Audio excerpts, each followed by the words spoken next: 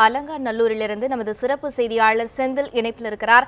அவரிடம் பேசலாம். செந்தில், கடந்த 7 நாட்களை கடந்து அலங்காநல்லூரில் அந்த போராட்டமானது தொடர்ந்து நடைபெற்று வருகிறது. இந்த தமிழகம் முழுவதும், உலகம் முழுவதும் நடக்கக்கூடிய இந்த போராட்டத்திற்கான ஆரம்ப புள்ளியானது அலங்காநல்லூரிலிருந்து தான் தொடங்கியது. தற்போது அவசர சட்டம் ஜல்லிக்கட்டிற்கு இயற்றப்பட்டிருந்தாலும் நிரந்தர சட்டம் தான் வேண்டும் என்பதை வலியுறுத்தி மக்கள் தொடர்ந்து போராட்டத்தில் ஈடுபட்டு வருகின்றனர். தற்போது அந்த போராட்ட களத்தில் இருக்கக்கூடிய சூழல் என்ன, போராட்டக்காரர்களின் நிலைப்பாடு தற்போது எப்படி இருக்கிறது என்பதை முதலில் பதிவு செய்யுங்க. சரண்யா, இன்று காலை முதலே நாம் இது குறித்தான தொடர்ச்சியான செய்திகளை நேரடியில் வழங்கி கொண்டிருந்தோம். அவர்கள் மிக உறுதியாக ஒரு விஷயத்தில் உறுதியாக இருக்கிறார்கள். போராட்டக்காரர்கள் அலங்காநல்லூரில் மட்டுமல்ல, இன்னப்பிற இடங்களில் போராடி கொண்டிருக்கக்கூடிய போராட்டக்காரர்களும் கூட தங்களுக்கான ஒரு தற்காலிக தீர்வாகவே இந்த அவசர சட்டத்தை அமெண்ட்மெண்ட்டை அவங்க பார்க்குறாங்க. ஒரு நிரந்தர தீர்வு வேண்டும் என்ற ஒரு கோரிக்கை அவர்கள் தொடர்ச்சியாக முன்வைக்கிறார்கள். மாண்புமிகு தமிழக முதலமைச்சர் அவர்கள் இன்றைக்கு விமான நிலையத்தில் பேசுகிற பொழுது அதைத்தான் சொல்லியிருக்கிறார். இதுதான் நிரந்தர தீர்வு. இந்த அவசர சட்டத்திற்கு நாம் நாளை சட்டப்பேரவையில், தமிழக சட்டப்பேரவையில் இந்த சட்ட முன் வரைவு மசோதா தாக்கல் செய்யப்பட்டு அது பெரும்பாலும் அனைத்து உறுப்பினர்களும் ஏற்றுக்கொள்ளப்பட்ட நிலையில் பெரும்பான்மை வாக்குகளோடு குரல் வாக்கெடுப்பில் அது வெற்றி பெற்று அதன் பிறகு அது சட்டமாக்கப்பட்டு குடியரசுத் தலைவருடைய அனுமதிக்கு அனுப்பப்படும். குடியரசுத் தலைவருடைய அனுமதி நிச்சயமாக கிடைத்துவிடும். அதன் பிறகு நிச்சயமாக அலங்காநல்லூர் மக்கள் அவர்கள் விருப்பப்படுகின்ற பொழுது எப்பொழுது வேண்டுமானாலும் சல்லிக்கட்டை நடத்தி கொள்ளலாம் என்று அவர் தெரிவித்திருக்கிறார். இதையடுத்து இன்று காலை முதலே இங்கு திரண்டிருந்த மக்கள் இன்று அவசர சட்டத்தின் வாயிலாக வாடிவாசலை திறக்க வேண்டாம், நிரந்தரமாக ஒரு தீர்வை எட்டிய பிறகு நாம் வாடிவாசலை திறந்து கொண்டால் போதும் என்று சொல்லி இங்கே போராட்டத்தில் ஈடுபட்டிருந்த மக்கள் தொடர்ச்சியாக இங்கே அதே போன்றதொரு மனநிலையில் தான் இருக்கிறார்கள்.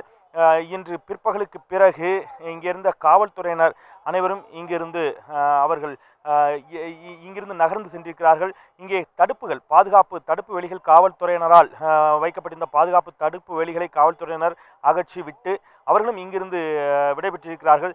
எனவே ஒரு எந்தவித பதட்டமும் பரபரப்பும் இல்லாமல் அமைதியான முறையில் இங்கே இருக்கக்கூடிய சுற்றுவட்டார பகுதி மக்களோடும் இங்கே இருக்கக்கூடிய மாணவர்களோடும் வழக்கம்போல் மிக அமைதியான முறையில் ஒரு அறவழி போராட்டமாக நாளைய சட்டப்பேரவையில் சட்டமாக்கப்பட்டு அது குடியரசுத் தலைவரின் அனுமதியும் பெற்று அதன் பிறகு சல்லிக்கட்டு நடைபெற வேண்டும் என்பதை நோக்கிய ஒரு அறவழி போராட்டமாக இந்த மாலை வேளையிலும் அது தொடர்ந்து நடைபெற்றுக் கொண்டிருக்கிறது. சரண்யா, செந்தில், நாளை அந்த சட்டமன்றத்தில் இந்த சட்ட முன்வடிவு இது கொண்டு வரப்பட்டு இந்த நிரந்தர சட்டம் கொண்டு வரும் பட்சத்தில் அடுத்த கட்ட நடவடிக்கையாக அவர்களுடைய போராட்டம் எப்படி இருக்கும்?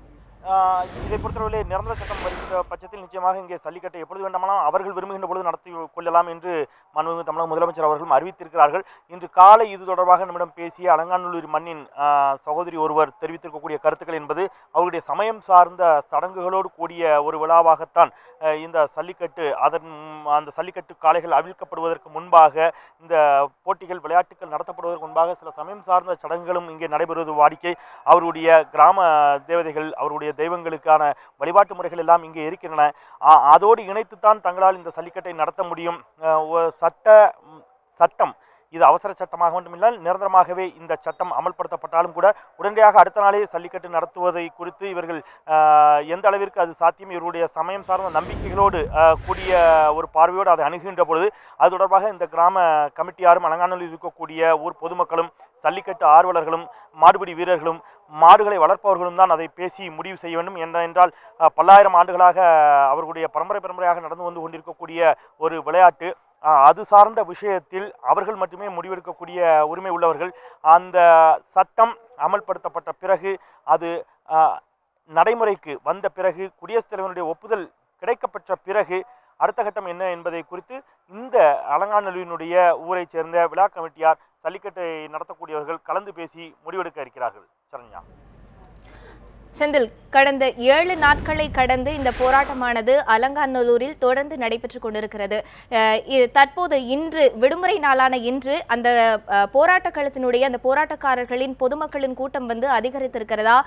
மீண்டும் பொதுமக்களும் சிறுவர்கள், பெண்கள் என அங்கு குமிய தொடங்கி இருக்கிறார்களா? தற்போது அங்கு கூட்டமானது எப்படி இருக்கு என்பதை பதிவு செய்யுங்க. தொடர்ச்சியாக இருப்பது போலவே தான் இருந்து கொண்டிருக்கிறது. வழக்கமான அளவிலான போராட்டக்காரர்கள், மாணவர்கள், இளைஞர்கள் இங்கே இருந்து கொண்டிருக்கிறார்கள். அலங்காநல்லூரை தாண்டி இன்ன பிற பகுதிகளிலும் கூட போராட்டங்கள் நடைபெற்றுக் கொண்டிருக்கக்கூடிய காரணத்தினால் போராட்டக்காரர்களில் மாணவர்களும் இளைஞர்களும் அலங்காநல்லூருக்கு வருவதும் மீண்டும் மதுரை தமுக்கம் மைதானம் உள்ளிட்ட பகுதியில் நடக்கக்கூடிய போராட்டங்களில் கலந்து கொள்வதும் போன்ற அதுபோன்ற காட்சிகளை நம்மால் இங்கே பார்க்க முடிகிறது.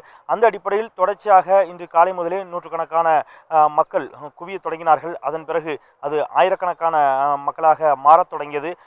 அதுபோல் மக்கள் வந்தும் சென்றும் அந்த அளவிலேயே இந்த போராட்ட களத்தை தொடர்ச்சியாக தங்கள் இப்பொழுது இந்த தடுப்பு வேலிகள் அகற்றப்பட்ட பிறகு வாடிவாசலில் அவர்கள் குழுமியிருக்கக்கூடிய காட்சிகளை தான் நீங்கள் இப்பொழுது பார்த்து கொண்டிருக்கிறீர்கள். அங்கே ஒரு இளம் பெண் அங்கே உரையாற்றி கொண்டிருக்கக்கூடிய காட்சிகளை நீங்கள் பார்த்து கொண்டிருக்கிறீர்கள். இன்று காலை அந்த வாடிவாசனுடைய சுற்றுவட்டார பகுதியில் தடுப்பு வேலிகள் அமைக்கப்பட்டிருந்தன. இன்று காலை மட்டுமல்ல, அது கடந்த வாரம் திங்கட்கிழமை இங்கே தடையை தாண்டி ஜல்லிக்கட்டு நடைபெறும் என்ற ஒரு நிலை இருந்த பொழுதிலிருந்தே அந்த பாதுகாப்பு நடவடிக்கைகளை காவல்துறையினர் எடுத்திருந்தார்கள்.